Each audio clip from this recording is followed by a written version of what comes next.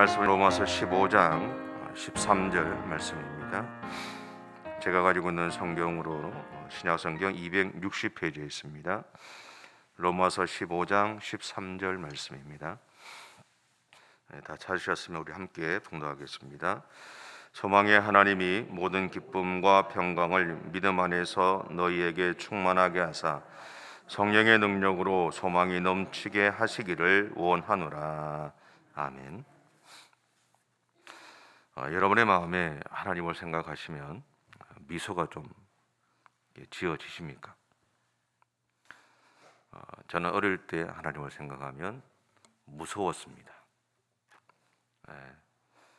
이 도무지 틈이 없는 분이었고, 또 뭔가 조금만 잘못하면 한 대 맞을 것 같은 그런 무서운 분이었어요. 그래서 어릴 때 하나님을 생각하면 한 번도 미소를 지어본 적이 없어요.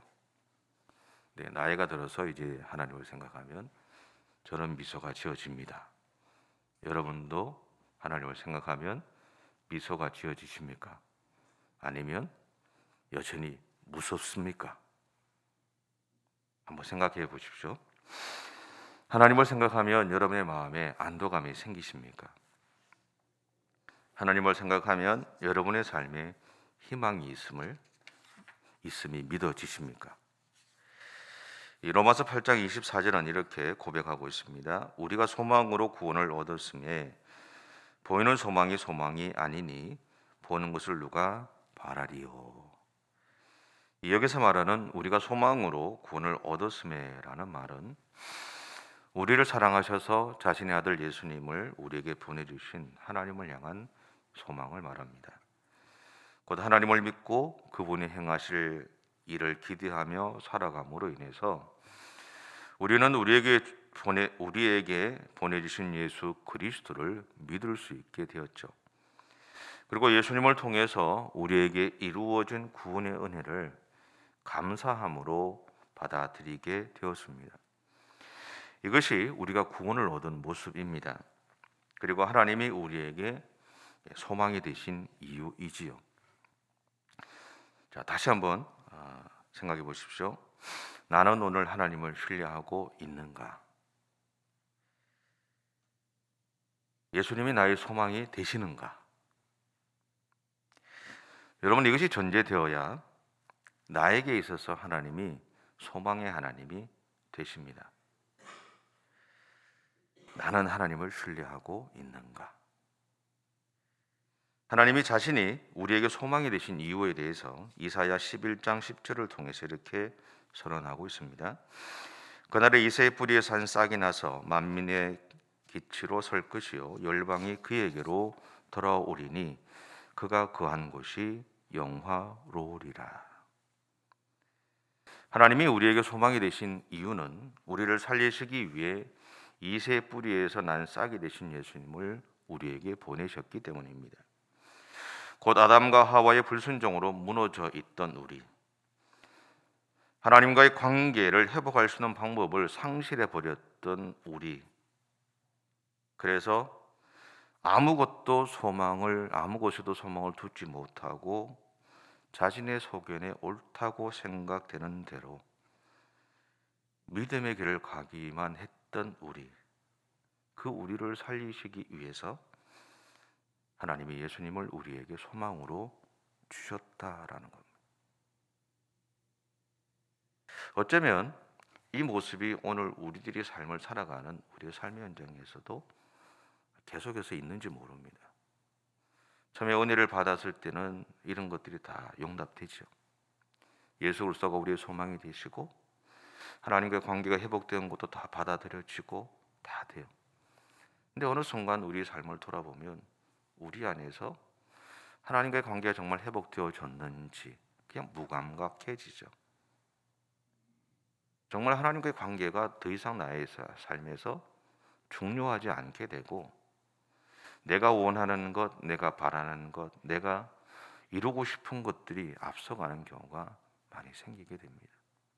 그것을 다르게 표현하면 자기 소견에 옳다고 생각되는 대로 믿는 믿음의 모습이다라는 것.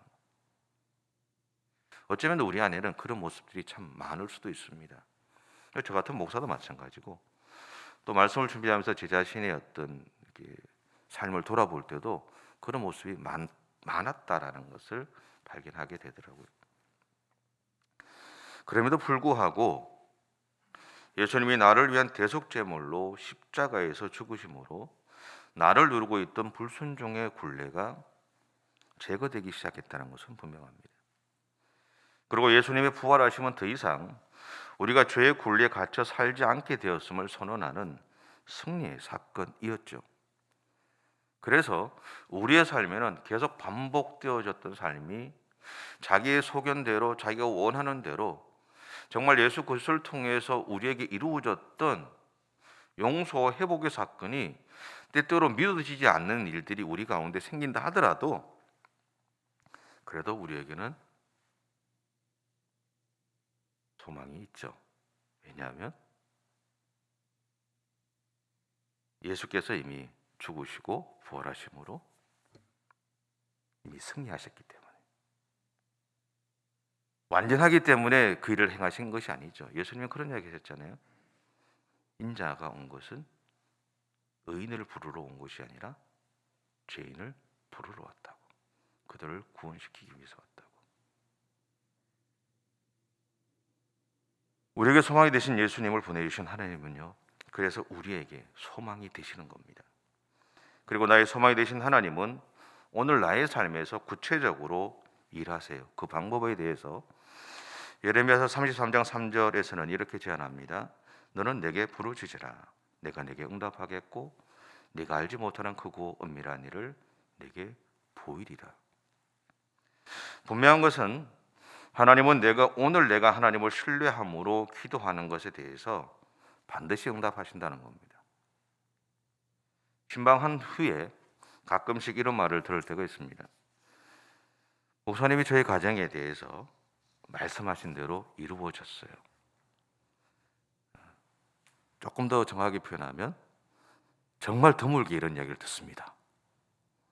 제가 기도가 부족한지 모르지만 그래요. 그런데 그런 얘기를 들을 때 제 안에 이런 마음이 들어요. 이런 기도가 다시 나옵니다. 하나님, 부족한 종이 하나님이 주신 마음에 순종하여 선언한 대로 이루어 주셔서 감사합니다.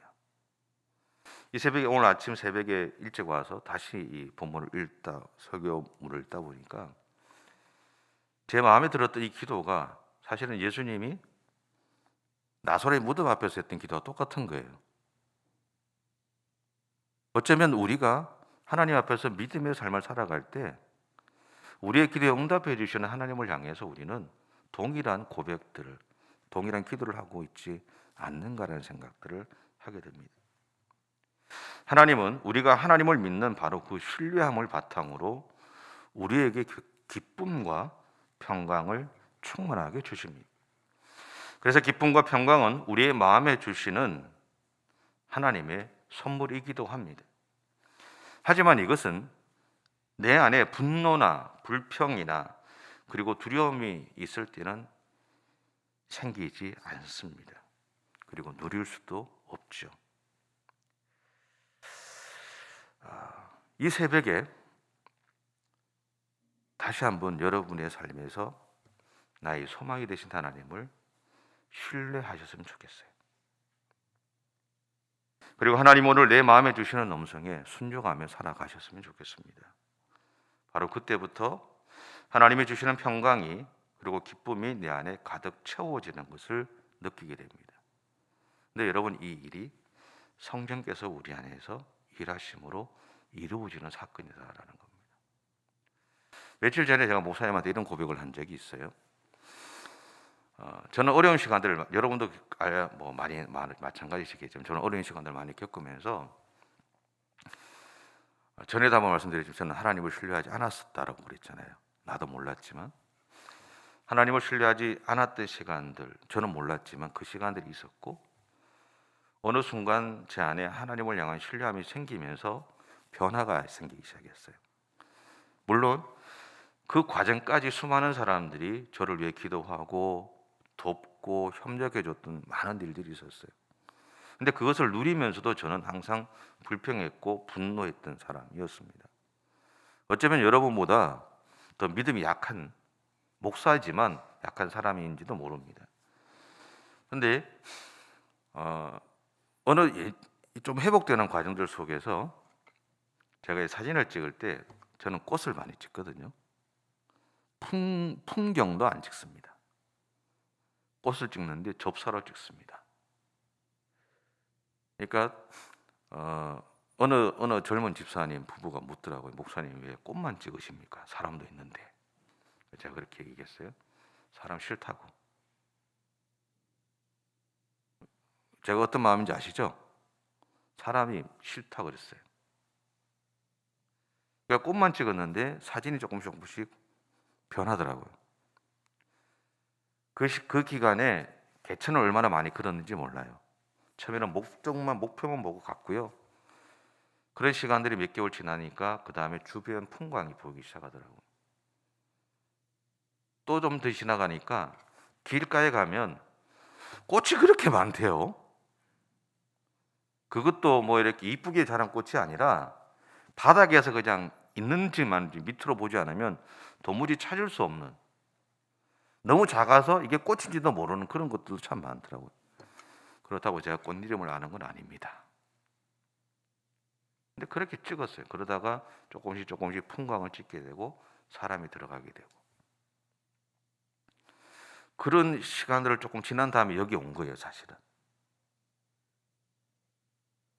근데 얼마 전에 다시 이제 무슨 일이 있어서 이제 걷게 됐어요. 걷는데 어느 날 사진을 똑같이 찍었어요.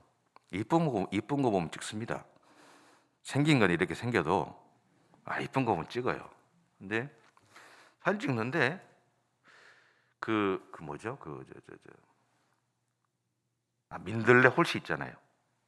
민들레 이렇게 꽉 할때 다 땡그랗게 이뻐야 되잖아요, 그죠?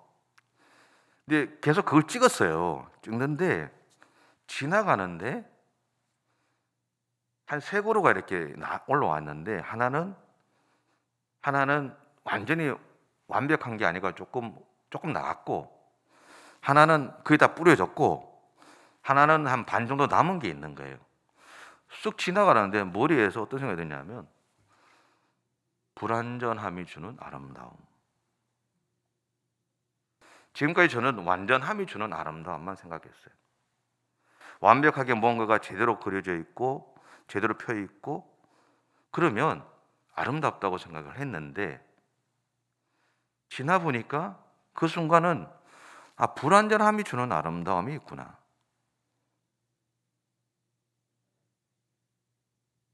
조금 더 발전된 걸 아시겠습니까?